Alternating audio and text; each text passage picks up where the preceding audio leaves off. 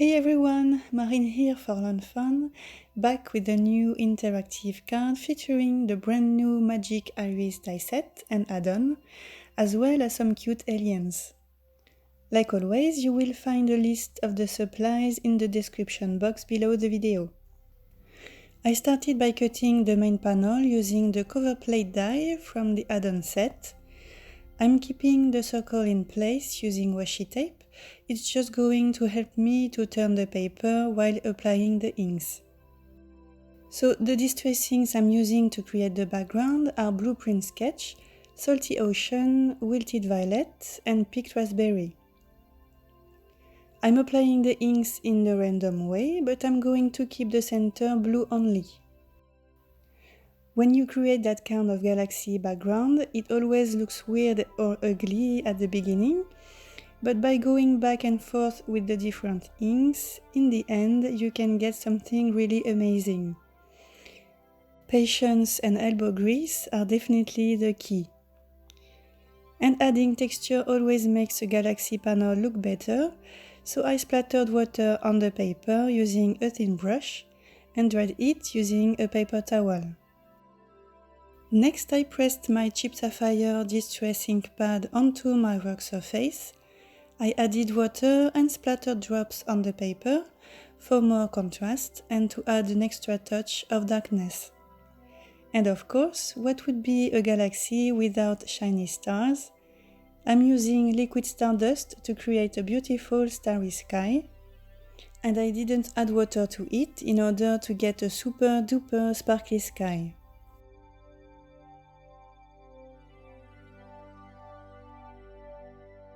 Next I cut 3 sausage or balloon elements using this die, and those pieces will go in the center, so I'm going to color them using Salty Ocean Distress ink. And I will create the exact same texture as the main panel, splatters of water, Chipped Sapphire ink and liquid stardust.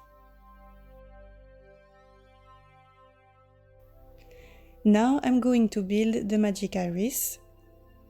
I started by cutting 3 rings. I'm putting away 2 of them and I'm going to use this flux capacitor die to create slots and stitch details on the 3rd ring. So I align the die right in the middle of the ring and sent it to the die cutting machine. And this is what we get: 3 slots and 3 stitch brackets that will be useful later. Next I'm taking 1 sausage element. I put the small tab into a slot and I align the sausage with the inside curve of the ring. And I like to temporarily keep the elements together using washi tape. Next I do the same thing with the other sausages. I put the small tab into the next slot and I align the sausage with the inside curve of the ring.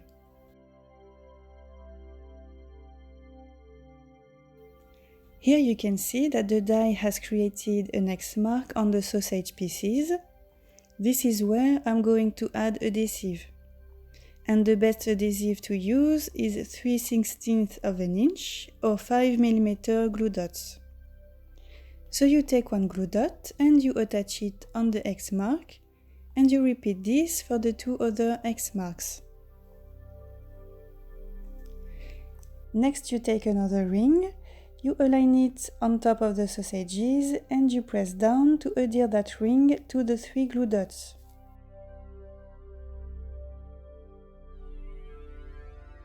I remove the washi tape that was keeping the first ring and sausages together. And I'm testing the mechanism to make sure everything is working perfectly, and we already can see how cool it's going to be.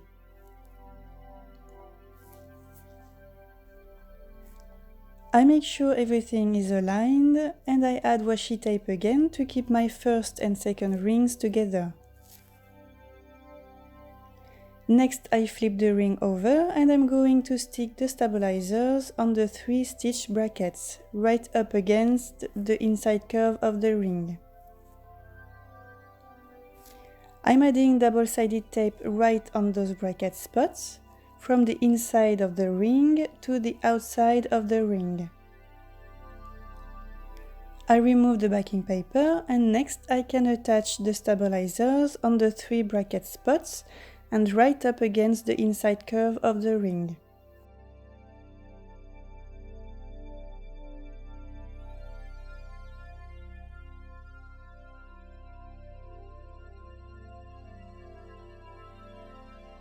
Next I can flip the ring over, and I'm going to attach the tab next to one of the stabilizers.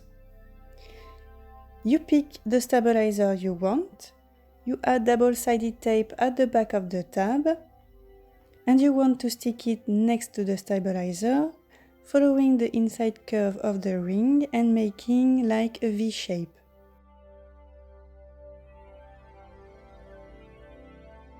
Next, I add double-sided tape to the 3 stabilizers. I place the last ring on top of the element, and I fold the stabilizers to attach them on the ring, making sure not to make it too tight. I just gently hug the stabilizers around the ring so everything can work smoothly. Next, I remove the washi tape.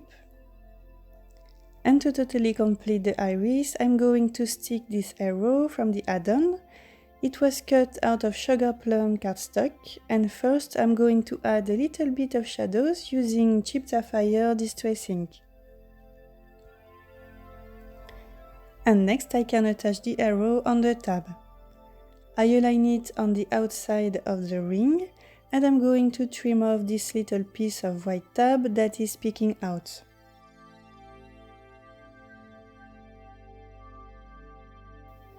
To stick the main panel on the magic iris, I apply double-sided tape on front of the ring as well as liquid glue.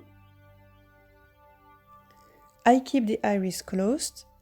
I place it behind the panel, making sure to align it with both of the circle in the middle and the tab at the top right-hand corner. And I can press down to attach the pieces together.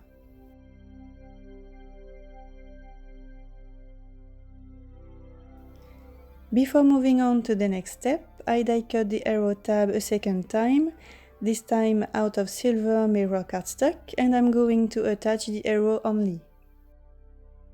To ground my scene, I die cut a heel border using the cover plate die and the simple stitch steel side border die, and I'm going to use Hickory Smoke and Black Soot Distress inks to color this element.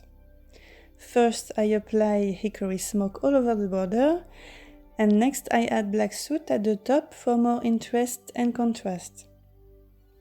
I didn't record it, but I'm also going to splatter water on this border as well as drops of the same inks. I'm going to stem my sentiment in 2 steps. First, Happy Birthday using stems from the Birthday Before and Afters stem set. I place the stems and the border in my Misty tool.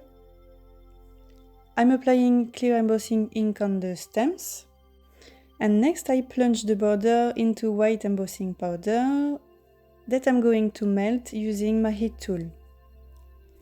The second part says To My Favorite Earthling, and I'm stamping it using jet black ink. The sentiment is done, so now I can stick the border at the bottom of my panel using foam tape. Now I need to create the background for when the iris is open, so I just used the same inks and created the same texture as the sausage pieces, and I'm using the cover plate die to cut the circle only. I cut a 5.5 by 4.25 inches stitch rectangle out of Blue Jay cardstock.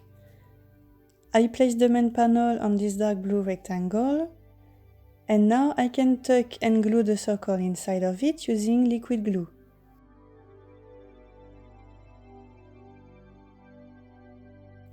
Off screen, I added a bunch of foam squares at the back of my panel, making sure that the iris was still working nicely. And I adhered the panel on the Blue Jay rectangle. Before moving on to the coloring part, I'm going to attach the whole panel on a blue GA card base. The images I stamped and cut are from 3 different stamp sets. On the left, from the new Superstar stamp set, in the middle, from the Beam Me Up stamp set, and on the right, from the Out of This World stamp set. And like always, I'm coloring everything using my alcohol markers.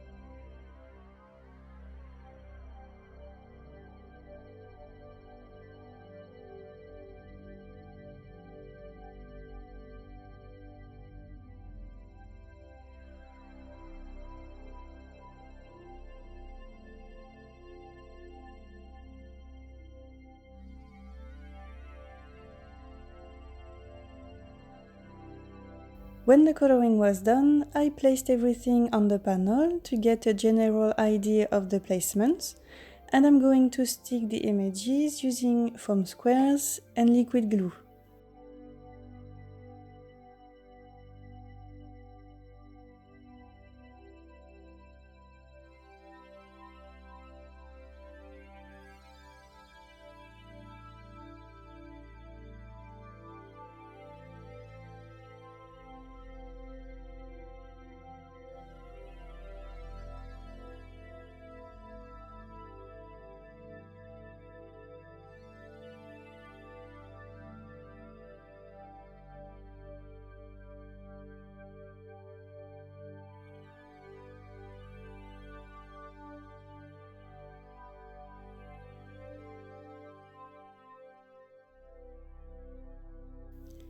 A little trick if you want to stick small images on the iris.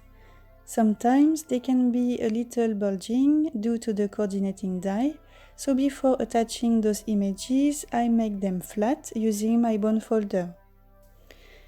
And using tweezers is a big help when you need to stick such tiny images.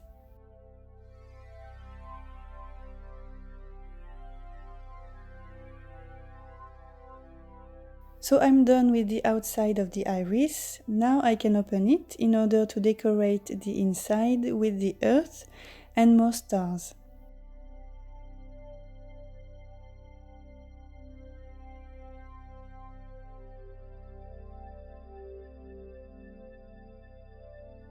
I added white highlights on the images, and now I'm going to add the last final details, starting with some shimmer on all the stars, and next glossy accents on the spaceship as well as on the aliens' eyes to make them glow.